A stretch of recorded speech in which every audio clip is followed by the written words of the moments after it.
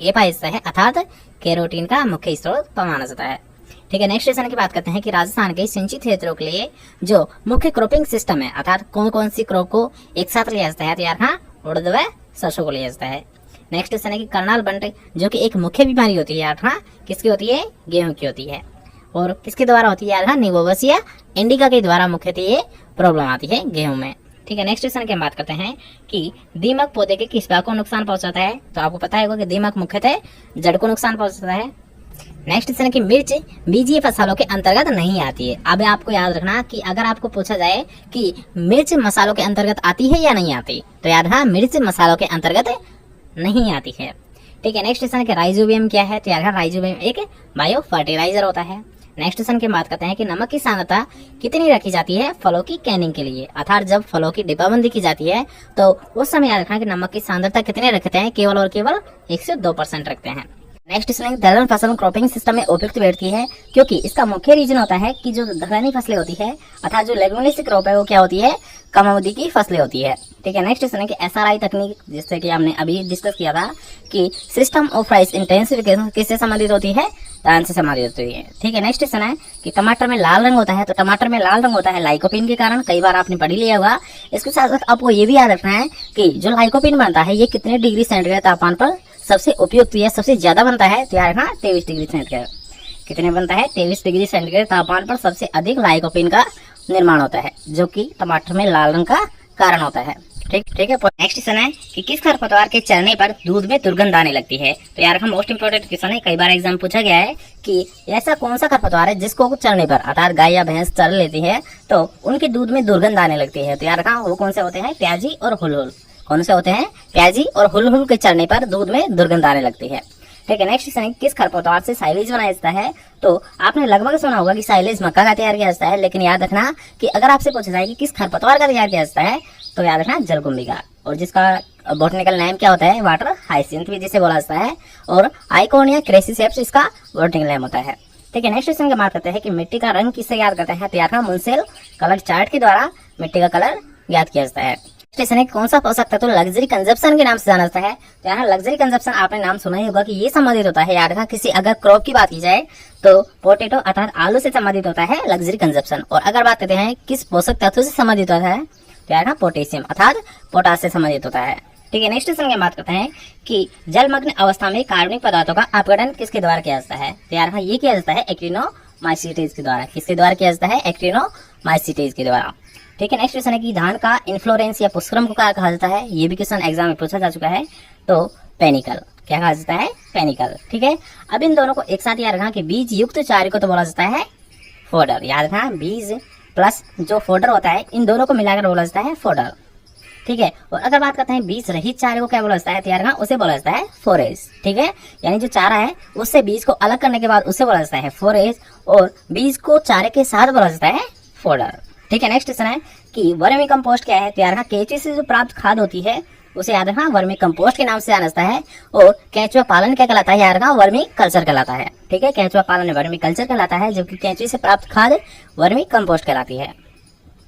ठीक है, next question की बात करते हैं कि मृदा में उपस्थित सूक्ष्म जीव किस तापमान पर अधिक वृद्धि करते हैं, अर्थात ऑप्टिमम टेम्परेचर कितना होता है माइक्रो ऑर्गेनिज्म के लिए, तो वो रखा जाता है 30 से 32 डिग्री सेंटीग्रेड। नेक्स्ट क्वेश्चन है कि मृदा क्षारीयता को सहन करने वाली फसल कौन सी है, तो कौन सी होती है, यार का धान। ठीक है, नेक्स्ट क्वेश्चन की बात करते हैं कि शीर्ष प्रभाविता जिसे आप एपिकल डोमिनेंस के नाम से भी जानते हो, तो ये किसमें पाई जाती है, यार का शीर्ष प्रभाविता अर्थात एपिकल डोमिनेंस गन्ने में पाई जाती है। ठीक है, नेक्स्ट क्वेश्चन की बात करते हैं कि धान का वानस्पतिक नाम क्या होता है, तो यार का ओराइजा सेटाइवा। और अगर बात करता है मक्का की, तो मक्का का होता है जियामेस, और दोनों ही किस फैमिली से बिलोंग करते हैं, ग्रेमिनी, जिसे पोएसी के नाम से भी जाना जाता है।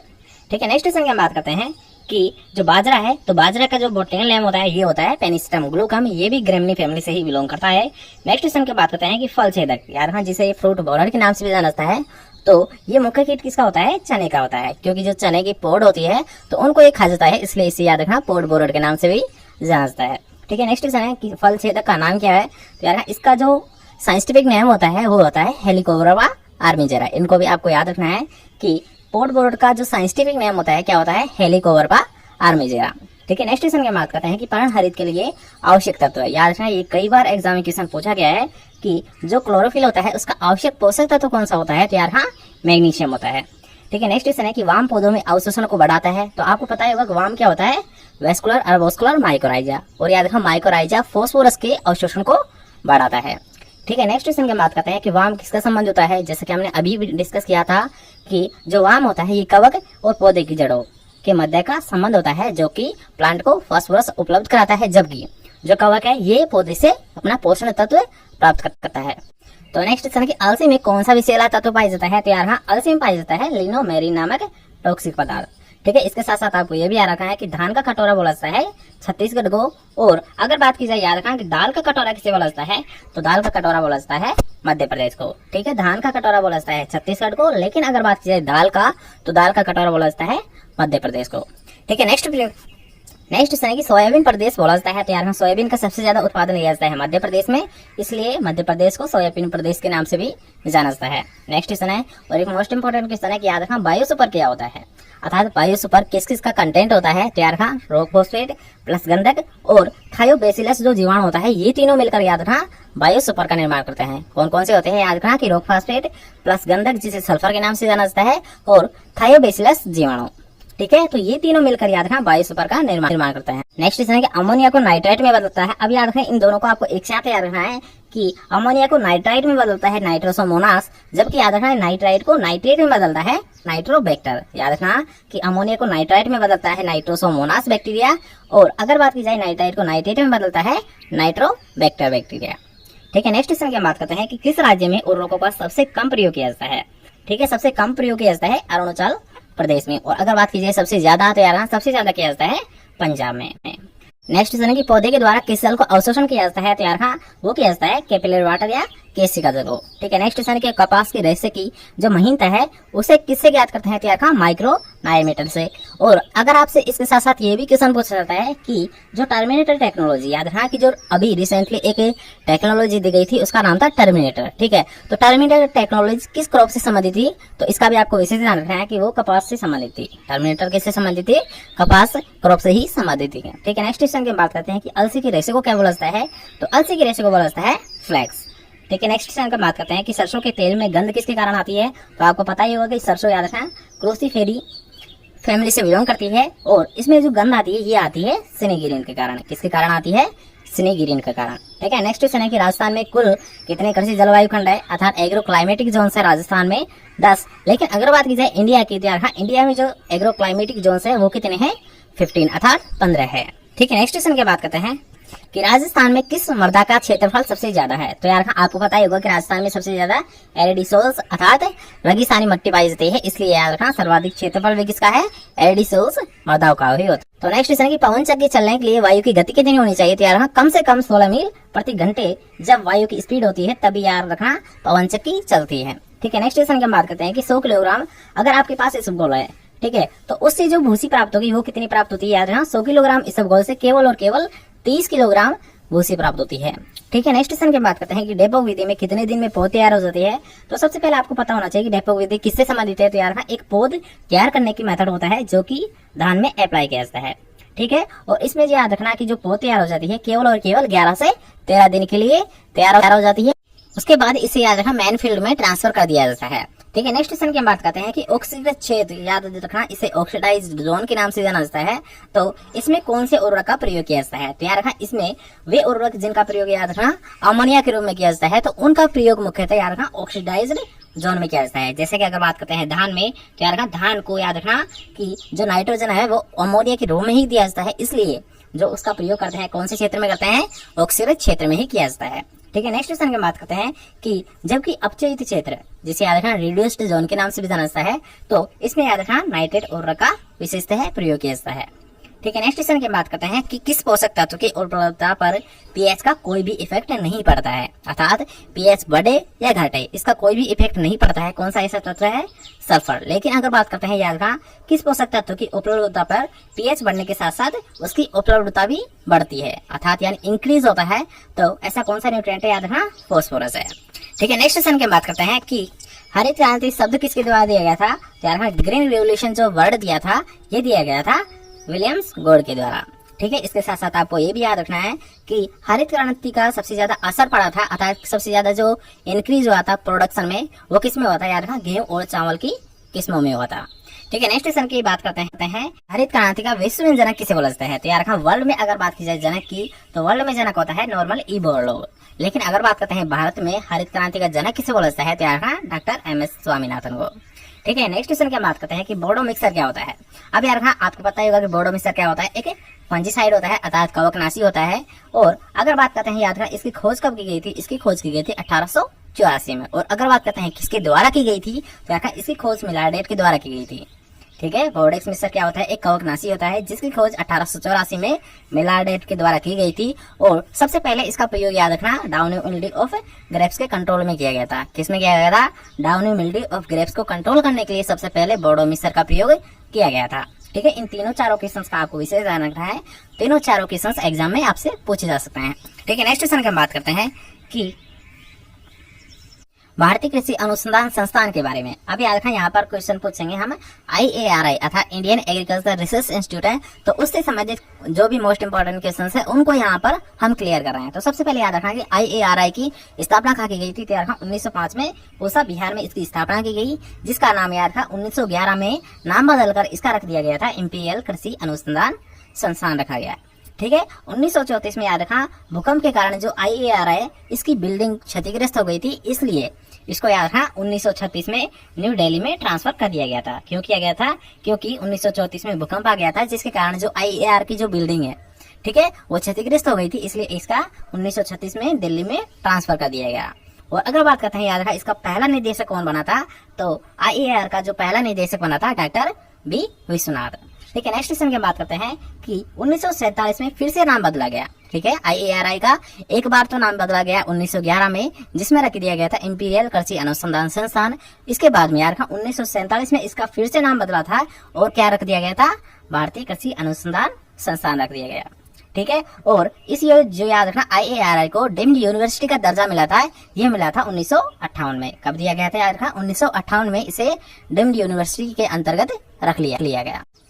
नेक्स्ट ICAR दिवस कब मनाया जाता है? तो सबसे पहले आपको पता होना चाहिए कि ICAR दिवस अर्थात ICAR की स्थापना कब की गई थी? तो इस ICAR की स्थापना की गई थी यार 16 जुलाई 1929 में की गई थी। कब की गई थी? 16 जुलाई 1929 में। इसलिए यार ICAR दिवस कब मनाया जाता है? 16 जुलाई को मनाया जाता है। ठीक है, नेक्स्ट क्वेश्चन की बात करते हैं कि राष्ट्रीय किसान आयोग की स्थापना कब की गई थी? तो यार राष्ट्रीय किसान आयोग दिया गया था 2004 में। ठीक है, नेक्स्ट क्वेश्चन है कि राष्ट्रीय किसान आयोग का जो प्रथम अध्यक्ष था वो किसे बनाया गया था? डॉक्टर MS स्वामीनाथन को बनाया गया था। नेक्स्ट क्वेश्चन की बात करते हैं कि ICAR की स्थापना, जैसे कि अभी हमने सोल्व किया कि ICAR की स्थापना दिवस कब मनाया जाता है? 16 जुलाई 1929, इसलिए ICAR दिवस 16 जुलाई को मनाया जाता है। ठीक है, नेक्स्ट क्वेश्चन है कि नेशनल हॉर्टिकल्चर बोर्ड अर्थात राष्ट्रीय उद्यान विज्ञान बोर्ड की स्थापना कहाँ की गई थी? यार 1984 में। और अगर बात करते हैं कहाँ की गई थी, तो यार गुड़गांव हरियाणा में की गई थी। कब की गई थी? 1984 में गुड़गांव हरियाणा में इसकी स्थापना की गई थी। ठीक है, नेक्स्ट क्वेश्चन है कि टमाटर का लाल रंग होता है। तो यार टमाटर का लाल रंग होता है लाइकोपेन के कारण, जो कि 23 डिग्री सेंटीग्रेड तापमान पर सबसे अधिक पाया जाता है। अर्थात सबसे अधिक लाइकोपेन का निर्माण कब होता है? 23 डिग्री सेंटीग्रेड तापमान पर। तो नेक्स्ट क्वेश्चन कि मिर्च में तीखापन किसके कारण होता है? तो यार ओलियोरेजिन। अब यार ये मिर्च नहीं होती बल्कि काली मिर्च होती है, कि काली मिर्च में जो तीखापन पाया जाता है ये पाया जाता है ओलियोरेजिन के कारण। ठीक है, इसके साथ साथ आपको ये भी याद रखना है कि जो मिर्च होती है उसमें तीखापन किसके कारण होता है? तो वो होता है कैप्सेसिन के कारण। याद रखना कि जो साधारण मिर्च होती है तो उसमें तीखापन पाया जाता है कैप्सेसिन के कारण। और अगर बात करते हैं मिर्च को जो लाल रंग होता है, याद रखना मिर्च का जो लाल रंग होता है ये किसके कारण होता है? कैप्सेसिन के कारण होता है। किसके द्वारा होता है? कैप्सेसिन के द्वारा होता है। ठीक है, नेक्स्ट क्वेश्चन की बात करते हैं कि दूध का सफेद रंग होता है। याद रखना केसीन नामक पिगमेंट के कारण दूध का सफेद रंग होता है। लेकिन अगर बात की जाए याद रखना जैसे कि दूध का पीला रंग होता है, जैसे कि गाय का दूध पीला होता है, लेकिन क्यों होता है? तो इसका कारण होता है याद रखना कैरोटीन। तो कैरोटीन नामक पिगमेंट पाए जाने के कारण दूध का रंग पीला होता है। ठीक है, नेक्स्ट क्वेश्चन की बात करते हैं कि अंडे का पीला रंग क्यों पाया जाता है? तो यार अंडे का पीला रंग होता है जेंथोफिल नामक पिगमेंट के कारण। और अगर बात करते हैं मक्का का पीला रंग, तो ये क्वेश्चन आपने फर्स्ट टाइम सुना होगा। तो यार मक्का में पीला रंग होता है क्रिप्टोजेंथिन के कारण। किसके कारण होता है? क्रिप्टोजेंथिन के कारण होता है। ठीक है, नेक्स्ट क्वेश्चन है कि गाजर का लाल रंग होता है। तो गाजर का लाल रंग होता है एंथोसाइनिन के कारण। लेकिन अगर बात करते हैं गाजर का पीला रंग किसके कारण होता है? तो यार गाजर का पीला रंग होता है कैरोटीन के कारण। किसके कारण होता है? कैरोटीन के कारण होता है। नेक्स्ट क्वेश्चन है कि प्रति व्यक्ति प्रतिदिन फल की आवश्यकता होती है। तो यार हाँ, अगर बात की जाए फल की, तो फल की प्रतिदिन आवश्यकता होती है 120 ग्राम प्रति व्यक्ति। और अगर बात की जाए यानी सब्जी की, ठीक है, यानी प्रतिदिन सब्जियों का इतना उपभोग करना चाहिए, तो वो किया जाता है 300 ग्राम प्रतिदिन, ठीक है। और ये मात्रा किसके द्वारा दी जाती है? तो यार हाँ, ये दी जाती है ICMR के द्वारा। किसके द्वारा दी जाती है? ICMR नामक संस्था के द्वारा दी जाती है, ठीक है। नेक्स्ट क्वेश्चन की बात करते हैं कि पहली जो ट्रांसजेनिक फसल थी कौन सी थी यार खान? जो फर्स्ट जो पराजेनिक फसल थी वो कौन सी थी? तंबाकू। लेकिन अगर बात की जाए यार खान, सबसे ज्यादा किस ट्रांसजेनिक फसल का उत्पादन लिया जाता है? तो उसका राइट आंसर होगा कपास। तो नेक्स्ट क्वेश्चन है कि फ्लेवर सेवर किसकी किस्म है? तो यार हाँ, एक मोस्ट पॉपुलर किस्म है और एक मोस्ट इंपोर्टेंट क्वेश्चन है कि फ्लेवर सेवर किसकी किस्म होती है? तो यार हाँ, टमाटर की होती है। और अगर बात की जाए याद रखना, फ्लेवर सेवर को किसने डेवलप किया था या किस कंपनी के द्वारा डेवलप किया गया था? तो कौन सी कंपनी थी? याद रखना, कार्लजेन कंपनी। किसके द्वारा डेवलप किया गया था? कार्लजेन कंपनी के द्वारा सबसे पहले फ्लेवर सेवर को डेवलप किया गया था, जो कि टमाटर की किस्म होती है, ठीक है। नेक्स्ट क्वेश्चन की बात करते हैं कि 2012 में जो पशुगणना दी गई थी वो कौन सी पशुगणना थी? तो यार हाँ, वो थी 19वीं पशुगणना। और जो रिसेंटली जो डेवलप की गई थी, अर्थात जो रिसेंटली में जो पशुगणना हुई थी वो कौन सी थी? यार हाँ, 20वीं पशुगणना, ठीक है। नेक्स्ट क्वेश्चन की बात करते हैं कि गुलाब का फल प्रकार होता है। तो यार गुलाब के फल प्रकार को बोला जाता है हिप्स। नेक्स्ट क्वेश्चन है कि सूरजमुखी का पुष्पक्रम कहलाता है। तो यार हाँ, सूरजमुखी के पुष्पक्रम को बोला जाता है कैपिटुलम, ठीक है। नेक्स्ट क्वेश्चन की बात करते हैं कि खुर पक्का और मुंह पक्का रोग, जिसे यार हाँ FMD के नाम से जाना जाता है, अर्थात फूड एंड माउथ डिजीज, किसके द्वारा फैलती है? तो यार हाँ, वायरस के द्वारा फैलती है। और अगर बात की जाए इसके कंट्रोल की, यार हाँ, FMD को कंट्रोल कैसे किया जाता है? तो इसके लिए यार हाँ, FMD वैक्सीन का प्रयोग करते हैं। किसका प्रयोग करते हैं? FMD नामक वैक्सीन का प्रयोग किया जाता है FMD नामक रोग को कंट्रोल करने के लिए। नेक्स्ट क्वेश्चन है कि स्यूडो सीरियल किसे बोला जाता है? तो याद रखना, स्यूडो सीरियल बोला जाता है बकवीट को। और इसके साथ साथ आपको ये भी याद रखना है कि जो बकवीट होता है जिसे स्यूडो सीरियल बोला जाता है, तो ये किस कुल या किस फैमिली से बिलोंग करता है? तो यार हाँ, पॉलीजिनेसी फैमिली से बिलोंग करता है। कौन सी फैमिली से बिलोंग करता है? पॉलीजिनेसी फैमिली से बिलोंग करता है, ठीक है। नेक्स्ट क्वेश्चन है कि राजमा को फ्रेंच बीन बोला जाता है। किस नाम से जाना जाता है? राजमा को फ्रेंच बीन के नाम से भी जाना जाता है। और इसके साथ साथ आपको ये भी याद रखना है कि मोस्ट इंपोर्टेंट क्वेश्चन बनता है राजमा से, ठीक है, कि राजमा एक तो लेगुमिनेसी क्रॉप होती है। किसकी क्रॉप होती है? लेगुमिनेसी की क्रॉप होती है, लेकिन इसके द्वारा नाइट्रोजन फिक्सेशन नहीं किया जाता। याद रखना कि राजमा एकमात्र ऐसी क्रॉप है जो कि लेगुमिनेसी क्रॉप होते हुए भी नाइट्रोजन का फिक्सेशन नहीं करती है, ठीक है। नेक्स्ट क्वेश्चन की बात करते हैं कि राजमा, जैसे कि हमने अभी सोल्व किया कि राजमा एकमात्र ऐसी क्रॉप है जो नाइट्रोजन का फिक्सेशन नहीं करती है, ठीक है। नेक्स्ट क्वेश्चन की बात करते हैं कि राजमा को शर्मीली फसल के नाम से भी जाना जाता है। कौन सी फसल बोला जाता है? याद रखना, राजमा को फ्रेंच बीन या फिर याद रखना शर्मीली फसल के नाम से भी जाना। नेक्स्ट क्वेश्चन है कि साइलेज और हे क्या होता है? तो आपको पता ही होगा कि साइलेज और हे याद रखना संरक्षित हरा चारा होता है, ठीक है। लेकिन अगर बात करते हैं साइलेज, तो साइलेज सबसे अच्छा बनता है याद रखना मक्का का। और अगर बात करते हैं हे की, तो ये सबसे अच्छा बनता है बरसीन का। इसके साथ साथ आपको ये भी याद रखना है कि हरे चारे वाली जो फसल होती है उनका फसलों का राजा किसे बोला जाता है? तो यार हाँ, बरसीन को बोला जाता है। और रानी किसे बोला जाता है? रिंच का बोला जाता है।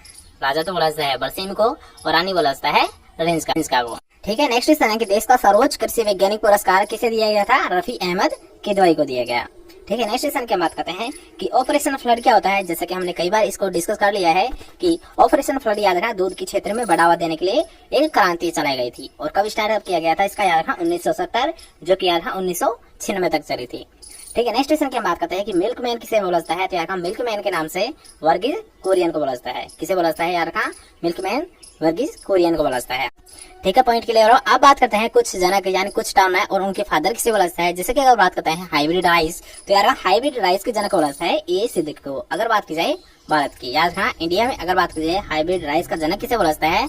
तो बोला जाता है ए सिद्दीकी को। लेकिन अगर बात की जाए father of hybrid rice in world, तो वो बोला जाता है युआन लोंग पिंग को, ठीक है। और सबसे ज्यादा जो हाइब्रिड राइस है इसका प्रोडक्शन भी कहाँ लिया जाता है? सबसे ज्यादा याद रखना चाइना में लिया जाता है, क्योंकि जो युआन लोंग पिंग है ये कहाँ के निवासी है? चीन के ही निवासी है। क्वेश्चन है गोल्डन राइस, तैयार था। गोल्डन राइस का डेवलप किया गया था GS खुश या गुरुदेव सिंह खुश के द्वारा, ठीक है। नेक्स्ट क्वेश्चन की बात करते हैं कि सुपरवीर, तैयार सुपरवीर से संबंधित है S नागार्जुन। अगर बात की जाए बीटी कॉटन की, तैयार बीटी कॉटन से संबंधित है CD माया। और अगर बात की जाए प्रोटीटो, तो प्रोटीटो सबसे पहले होता क्या है? तो यार प्रोटीन रिच पोटैटो, अर्थात यार वह पोटैटो जिसमें प्रोटीन की मात्रा अधिक होती है, तो उसे बोला जाता है प्रोटैटो। और ये याद रखना आलू प्लस टमाटर इन दोनों का क्रॉस से तैयार किया गया था प्रोटैटो को, ठीक है। और एक टर्म किसके द्वारा दी गई थी तैयार खां? आशीष दत्ता के द्वारा दी गई थी। नेक्स्ट क्वेश्चन है कि सुनहरी क्रांति किससे संबंधित है? तैयार खां के.एल. चड्ढा से। और अगर बात की जाए यार खां भारतीय राष्ट्र अर्थात रोली रोग भी जिसे बोला जाता है, तो इसकी खोज की गई थी यार खां डॉक्टर के.सी. मेहता के द्वारा। अब यहाँ पर हम बात करते हैं फल उत्पादन में प्रथम राज्य अर्थात कौन से राज्य याद रखना किस फल में अग्रणी राज्य है, तो उनके बारे में यहाँ पर हम डिस्कस करेंगे। इसके साथ साथ कौन से जिले अग्रणी है उनके बारे में भी डिस्कस करेंगे। ठीक है, तो सबसे पहले याद रखना कि आम, ठीक है, जो कि एक मेजर क्रॉप है, तो आम का सबसे ज्यादा उत्पादन लिया जाता है याद रखना उत्तर प्रदेश में। और अगर बात की जाए राजस्थान की किस जिले में, तो याद रखना राजस्थान का जो बांसवाड़ा जिला है उसमें सबसे ज्यादा आम का प्रोडक्शन लिया जाता है। ठीक है, नेक्स्ट है कि नींबू वर्गीय फल, तो यार नींबू वर्गीय फल सबसे ज्यादा लिया जाता है आंध्र प्रदेश में। और अगर बात करते हैं राजस्थान के किस जिले में, तो यार झालावाड़ में। ठीक है, नींबू वर्गीय फल का सबसे ज्यादा उत्पादन लिया जाता है आंध्र प्रदेश में और झालावाड़ में। ठीक है, नेक्स्ट क्वेश्चन की बात करते हैं कि केला, तो यार केला का सबसे ज्यादा उत्पादन लिया जाता है तमिलनाडु में। और सबसे ज्यादा प्रोडक्टिविटी भी कहाँ याद रखा? तमिलनाडु में ही है केला की। ठीक है, क्वेश्चन बनता है कि केला की सबसे ज्यादा जो प्रोडक्टिविटी है अर्थात सबसे ज्यादा उत्पादकता है वो कहाँ पर है? याद रखा तमिलनाडु में। ओके, और कौन सा जिला अग्रणी है? तो यार रखा झालावाड़। इसके बाद हम बात करते हैं अमरूद, तो अमरूद का आपको पता ही होगा कि अमरूद का सबसे ज्यादा प्रोडक्शन लिया जाता है महाराष्ट्र में। और अगर बात की जाए यार रखा राजस्थान में, तो राजस्थान में सबसे ज्यादा लिया जाता है सवाई माधोपुर में। ठीक है, नेक्स्ट क्वेश्चन है कि चीकू, तो यार चीकू का सबसे ज्यादा उत्पादन लिया जाता है कर्नाटक में। और अगर बात की जाए राजस्थान में, तो राजस्थान में लिया जाता है राजसमंद में। अनार लिया जाता है महाराष्ट्र में और महाराष्ट्र के बाद में लिया जाता है बाड़मेर में। लेकिन अगर बात करते हैं अंगूर की, तो यार अंगूर सबसे ज्यादा लिया जाता है महाराष्ट्र में। और अगर बात करते हैं राजस्थान में, तो यार राजस्थान में लिया जाता है श्रीगंगानगर क्षेत्र में। ठीक है, और लास्ट है कि याद रखना आलू, जो कि एक सब्जी होती है, याद रखना कि आलू का सबसे ज्यादा प्रोडक्शन लिया जाता है उत्तर प्रदेश में। और अगर बात करते हैं राजस्थान में, तो यार राजस्थान में सबसे ज्यादा इसका प्रोडक्शन लिया जाता है धौलपुर साइड। ठीक है, पॉइंट क्लियर भाई, सभी को आप याद रखें क्योंकि इनसे संबंधित एग्जाम में क्वेश्चंस भी पूछे जा चुके हैं, इसलिए इस टॉपिक को क्लियर करना जरूरी था। नेक्स्ट क्वेश्चन की फल और सब्जियों के उत्पादन में भारत का विश्व में कौन सा स्थान है? याद रखना वर्ल्ड में अगर बात की जाए स्थान की, तो सेकंड स्थान होता है, क्योंकि सबसे ज्यादा फ्रूट एंड वेजिटेबल्स का प्रोडक्शन लिया जाता है चाइना में। नेक्स्ट क्वेश्चन है कि दुर्गापुरा मधु किसकी किस्म है? तो यार दुर्गापुरा मधु दुर्गापुरा स्टेशन से निकाली गई थी, जो कि जयपुर में स्थित है। और ये किसकी किस्म होती है? खरबूजा की वेरायटी होती है। किसकी होती है? खरबूजा की। ठीक है, नेक्स्ट क्वेश्चन है कि राजस्थान में सबसे ज्यादा कौन सा प्रदूषण होता है? तो ये तो आपको पता होगा कि राजस्थान में सबसे ज्यादा याद है रेतीली भूमि पाई जाती है, इसलिए राजस्थान में सबसे ज्यादा वायु प्रदूषण। नेक्स्ट क्वेश्चन है कि रोमन नाग किस बकरी की नस्ल की प्रमुख विशेषता है? तो एक मोस्ट कॉमन क्वेश्चन याद रखना कि रोमन नाग मुख्यतः जमुनापरी नस्ल की प्रमुख विशेषता है, जो की एक बकरी की नस्ल है। तो नेक्स्ट क्वेश्चन किस फसल की जलमांग सबसे अधिक होती है? तो याद रखना गन्ना की। अब याद रखना धान और गन्ना में आप कंफ्यूज हो सकते हो, तो इसलिए आपको याद होना चाहिए कि धान की जलमांग कितनी होती है और गन्ना की जलमांग कितनी होती है। तो याद रखना कि धान की जलमांग होती है 900 से 2500 मिलीमीटर, 900 से 2500 मिलीमीटर, जबकि अगर बात की जाए गन्ना की जलमांग होती है याद रखना 1500 से 2500 मिलीमीटर। ठीक है, अब इनके अकॉर्डिंग आप कैलकुलेट कर सकते हो कि सबसे ज्यादा जो जलमांग होती है वो किसकी होती है? यार गन्ना की होती है। लेकिन अगर आपको ऑप्शंस में गन्ना देखने को नहीं मिलता है, तब आपका राइट आंसर कौन सा माना जाएगा? धान। ठीक है, पॉइंट क्लियर हुआ। तो नेक्स्ट पॉइंट की बात करते हैं कि दुग्ध प्रोटीन कौन सी होती है? तो याद रखना दुग्ध प्रोटीन होती है किस। आज का हमारा लास्ट क्वेश्चन है कि पशुओं में अरंडी के तेल का प्रयोग किस रूप में किया जाता है? तो मुख्यतः यार रखना अरंडी के तेल को प्रयोग किया जाता है दस्तावर के रूप में। किसके रूप में किया जाता है? दस्तावर के रूप में। ठीक, आज के लिए बस नहीं। कैसा लगा आज का वीडियो कमेंट करके जरूर बताएं। और इसके साथ साथ ये भी याद रखना कि इस वीडियो के आपको सेकंड पार्ट चाहिए। अगर आपको चाहिए तो आपको कमेंट करके हमें बताना है कि #सेकंड पार्ट एग्रीकल्चर। ठीक है, इसके साथ साथ ये भी याद रखना कि अगर आपको बायोलॉजी के इंपॉर्टेंट क्वेश्चंस की सीरीज चाहिए, तो उसके लिए कमेंट में लिखना होगा #बायोलॉजी इंपॉर्टेंट।